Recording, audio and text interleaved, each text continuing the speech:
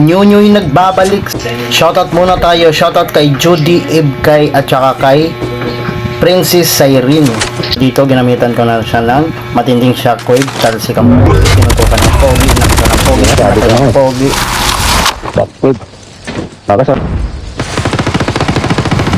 Tinutukan tayo. Yeah, syempre palagan din natin to. So tamang ano na tayo dito. Black plate. Skate. Dalawa lang yung plate natin yung paa.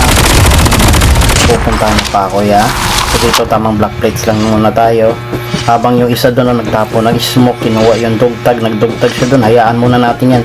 So pagkatapos natin gumamit ng dalawang black plates, pinuntahan na natin yan. Okay na. Shockwave yan. So dito ginamitan ko na lang siyang shockwave. Sabi ko sa'yo, shockwave din.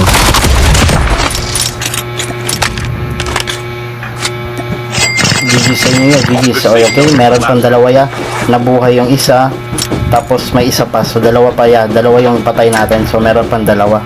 So dito, iniba-iba ko muna tong ano ko mods. So yan. Pagbaba ko dito ya, pupunta din naman ako sa taas. Ayan. Tamang-tama pagpunta ko sa taas. Ayun na ya. Nabuhay na yung dinugtag niya ya. Yung una natin pinatay. Andito na ya. Ayun na. Bumaba na. So pinuntahan na natin. So yan, may paa. Nag-display ng pogi. Tinutukan ng pogi, knockdown ng pogi, tapos may nag-create na isa doon, ayun, nasa taas.